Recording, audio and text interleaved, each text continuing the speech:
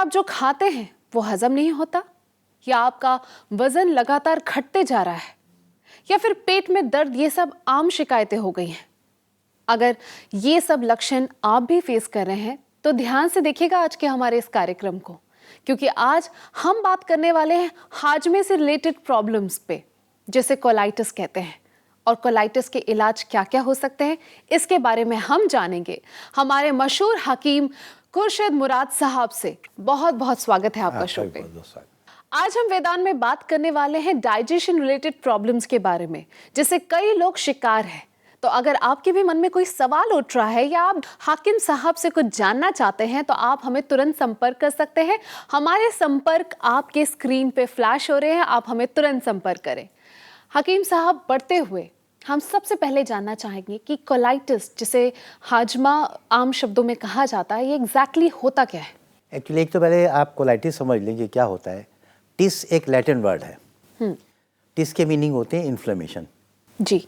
Tonsillitis, tonsils का worm, arthritis, पैरों का दर्द, गैस्ट्राइटिस, पेट का दर्द, जहाँ भी टिस लगाएंगी आप उसके मीनिंग है इन्फ्लेमेशन। अब कोलून, जो बड़ी आंत हम कहते हैं उसको कोलून कहते हैं जी। उसके वर्म का या उसके इन्फ्लेमेशन का नाम है कोलाइटिस।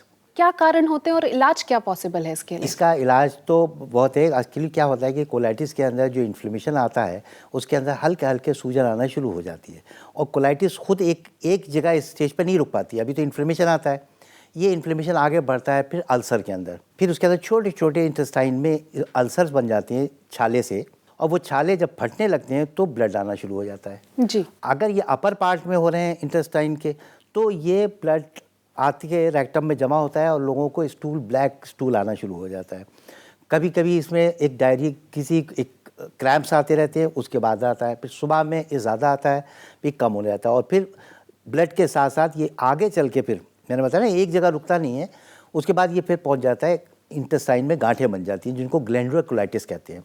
तो कभी कभी ये बहुत ही रेयर, उसमें कभी कभी कैंसर में भी चला जाता है। यानी छोटी सी प्रॉब्लम बढ़ बढ़ के बहुत चली जाती बड़ी है। प्रॉब्लम। पहले हल्का सा कोलाइटिस हुई, फिर अल्सरेटिव कोलाइटिस हुई, फिर ग्लैंडुलर कोलाइटिस हुई, फिर वो ग्लैंड कभी भी हो सकता है, मे बी और मे नॉट बी, कि वो हो सकता है कि ऐसी पड़ी रहे, साइलेंट पड़ी रहे, या वो अपना एक विकराल रूप ले ले, जिसको मैलिग्नेंट कहते हैं। जी। हम लोगों का ये है कि हम लोगों का जो भी मेडिसिन है, पहले तो हम लोग चाहते हैं कि जो आदमी का वो ठीक है, फिर जो नॉर्मल मेडिसिन है कि आदमी ने इसबगोल खा लिया, बेलगिरी खा ली, तो उससे आंतों में जो इरिटेशन है वो कम हो जाता है, और जितने ये अल्सर हैं ये ऊपर से उसके कवरिंग आना शुरू हो जाती है। जब कवरिंग आ जाती है तो वो ज़्यादा इरिटेट नहीं होते हैं जी। तो हल्के हल्के सबसाइड होना शुरू हो जाते हैं। जी। और अगर ये नहीं उससे जाते हैं तो फिर उसके बाद कोई भी हम लोगों का जो मेडिसिन हैं, फिर उसको अगर आदमी आए तो फिर उसके बाद वो करें। लेकिन अच्छा ये कि नेचुरल वे में अपना वो हील करते जाएँ तो ज़्यादा है, क्योंकि ये इतनी ज़्यादा इरिटेटिव है और एक मूड में नहीं रहती, मूड चेंज करती चली जाती है।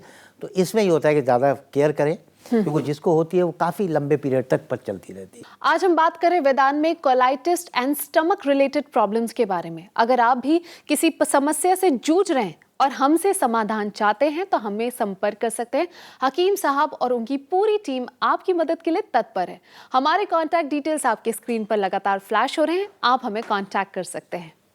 हकीम साहब, अक्सर सुनने में आता है कि लोगों को एमीबाइसिस की प्रॉब्लम भी बहुत ज़्यादा होने लगी है, तो क्या इसका कोई इलाज है वेदांत में, या आप लोगों को क्या सजेस्ट करते हैं उस दौरान?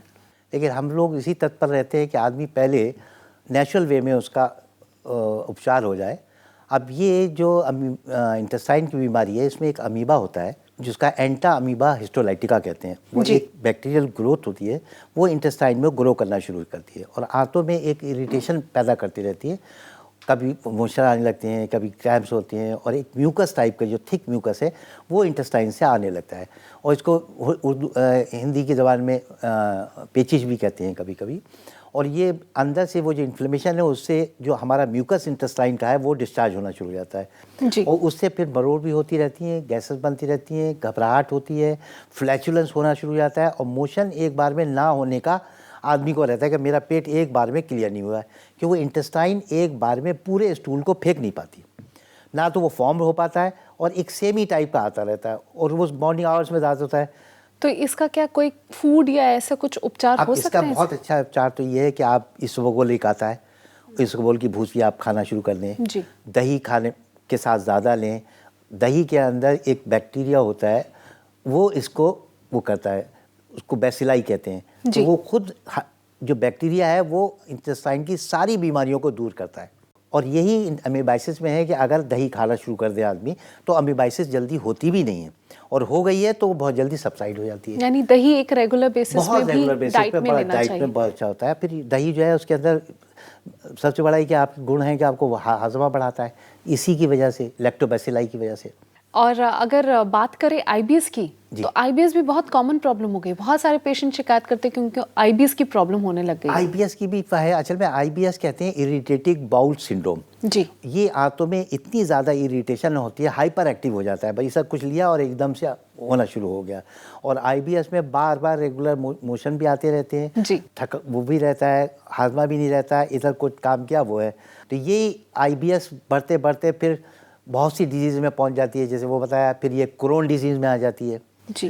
क्रोन डिजीज़ में क्या होता है कि वो इंटेस्टाइन में होते हैं, वो अंदर डीप बैक्टीरिया चले जाते हैं, उसमें अल्सर पैदा कर देते हैं।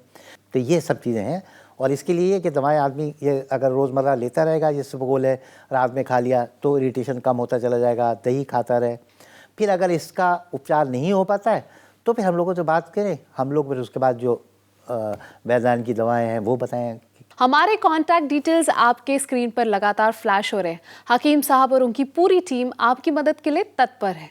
हकीम साहब, आज हमने बहुत सारे डाइजेशन प्रॉब्लम्स के बारे में डिस्कस किया, जैसे आपने कोलाइटिस के बारे में बताया, एमीबाइसिस के बारे में बताया, आईबीएस के बारे में बताया, जिससे आमतौर पे आज सारे लोग परेशान हैं डाइजेशन प्रॉब्लम से।